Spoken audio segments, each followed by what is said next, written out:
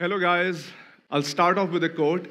Tallulah Bankhead said, "If I had to live my life all over again, I'd make the same mistakes, but only sooner."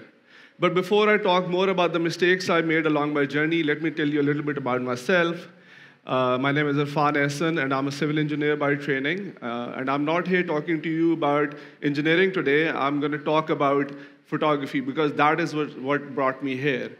A little bit of further background. I did my schooling at HSN, had an illustrious sports and academic career, won the full college sports blazer, was captain of squash, went on to UET, did my undergrad.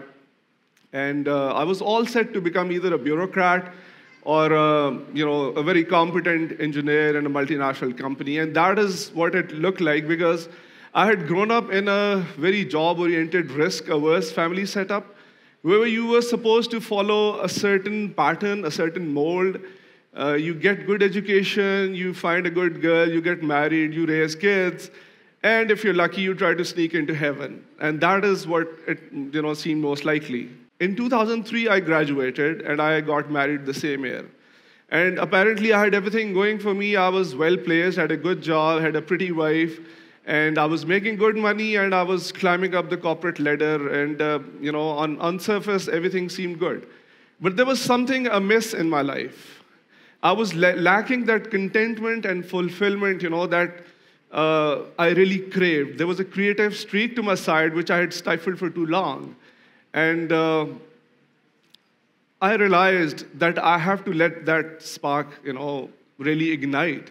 And I had always been enamored with, period-era movies, Casablanca, I'm sure most of you would have seen it, and the fleeting nature of life. So picking up photography was a natural outcome of my personality. I was really good at capturing moments. I was newly married. We would make memories. I would take pictures. My wife, she would model for me. And, everything was wonderful. One fine day, my boss, he was getting married again. And he comes up to me and he said, "Okay, this is my dusri shadi. I don't want to spend too much on it, Irfan. Why don't you cover it?" And I gladly obliged. That was my first, professional gig. The pictures came out stunning, to say the least. His wife was really happy. She says, "The pictures, they speak to me. And, in all honesty, Irfan, I think you should take it up as a full-time career." And I was baffled. I was like, "John, are you really complimenting my photography skills, or are you dissing my engineering skills?" Encouraged by him and by my wife, I started doing it professionally. But I was a little hesitant. Growing up in Pakistan, we all know that the prejudices, they run deep in our society. And what I had grown up to was that agar aapko aur kuch nahi aata, only then you do photography. So even in US, where nobody judges you, I was hesitant. Lekin I picked it up because I found that this is my calling. And one thing I learned from America was mehnat mein azmat. As long as you're happy doing what you're doing, that's all that matters. Nobody judges you, It doesn't matter to anybody what you're doing, as long as, this is what you really want to do. So I started, doing side gigs, weekend gigs, family shoots.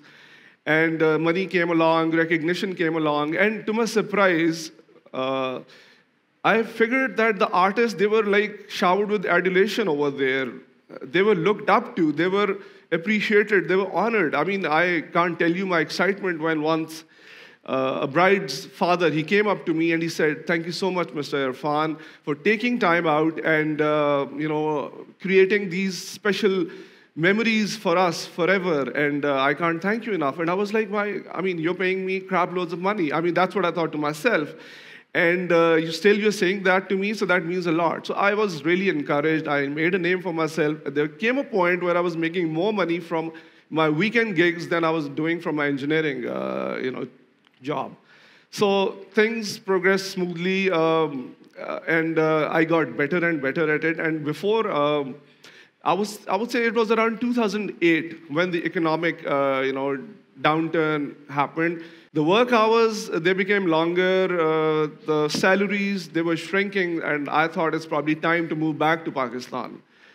And it was a bittersweet moment. I was coming back to my roots.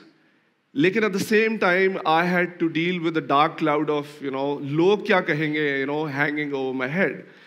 I had come to love photography. It gave me a sense of, fulfillment and contentment, and I was not willing to give up on it.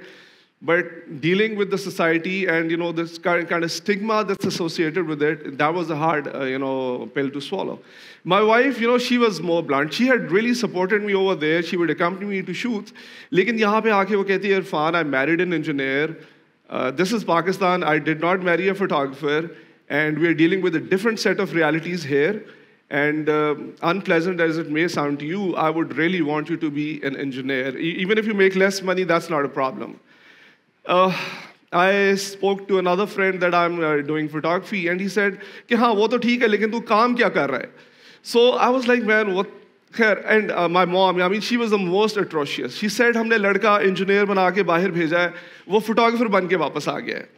So dealing with all these, it wasn't easy, to say the least. But I put up a brave face, and I kept at it because I had read somewhere that the purpose of life is to find your gift and to pass it on to the others. And I thought I had stumbled onto the gift, and I was not willing to, let go of my dreams, let the fire die down. So I kept at it, and but the worst blow still came from my wife, when it was time for my son's admission in school, and she said, Irfan, you're not going to put down photography in the job occupation wheel. You're going to put engineering. I weathered that as well. And it wasn't easy, to say the least. Lekin ye ke, over time, I knew that I had that spark in me. The pictures started looking better and better because, I am the one who doesn't give up. I like challenges, and I like to prove people wrong, the naysayers. So the recognition came along, the events came along, the name started floating around. The girls started queuing up for Irfan Ahson watermark on their DPs. And when it was my daughter's, Elise's time for admission, that's when Nadia said, Irfan, this time you're going to put fine art weddings in the business field. And that's when I realized that from a lowly, unknown photographer, I had made the transition to a celebrated entrepreneur, who was doing well and had a good following. So it wasn't easy. Turning the tide, it took a lot of conviction. It took a lot of self-belief. And I cannot say that it's been easy. It's been tough, but nothing comes easy. If it comes easy to you, then you don't deserve it. So it's been changing the mindset in itself. I think that is probably the biggest achievement that I think I've ever done in my life. That I gave recognition and acceptance to a field that was looked down upon. And today, I have this immense sense of pride and joy when I see young kids queuing up to, enroll in a media and art program and, doing wonderful work. So it's been a long journey, but it's been very, very rewarding, not just financially, but even emotionally, that I think the doer in me who wanted to leave a legacy, who wanted to make a mark and, shake things up, I was able to achieve that. So this is with respect to, a shift in the mindset.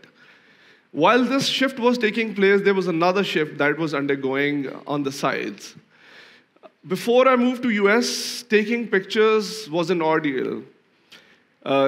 Family pictures meant you would all get dressed up, go to the studio, sit up in a fake environment, stare at the big studio lights, and have the cameraman prompt you to say cheese, and then he would click. So it was all very, very, I would say fake and made up. But I had, brought that fresh style of, I had to, reinforce that point. My own wedding shoot. I wasn't doing photography at that time. It was a very traumatic experience, more so for Nadia than for me, because we were inside a studio, and the photographer said, please put your arm around her, and there you see, and she was shaking.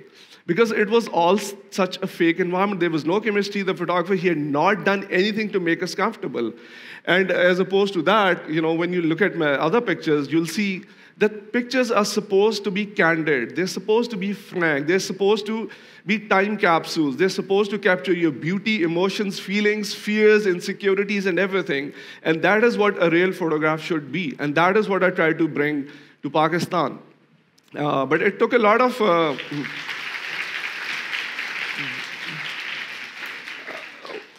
So it took a lot of struggle to, bring couples from that environment out to Lahore Fort. And, parents and elders, they were like, aghast when I would say, I want to do her shoot at the salon, I want to take her to the Lahore fort, and they would say, are you out of your mind? I mean, we can't send our daughter before the event anywhere else.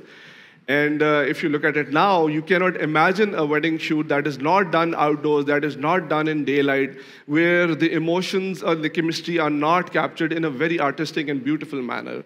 So this shift, along with the change in the mindset, all these combine to spawn a new generation of, artists and art.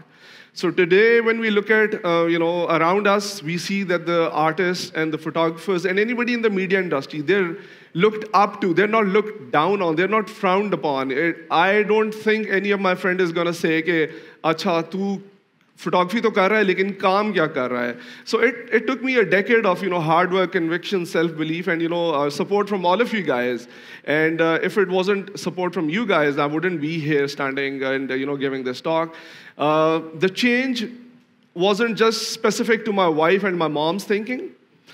The change is in the society. It's spread across us. It has pervaded the society. It transcends the socioeconomic barriers. Even if you go to those small towns, you see people doing shoots outside, and the photographer is not just a nobody anymore. He's looked up to, and he's given respect, and it is a kind of a gateway to fame and money. That's what people think.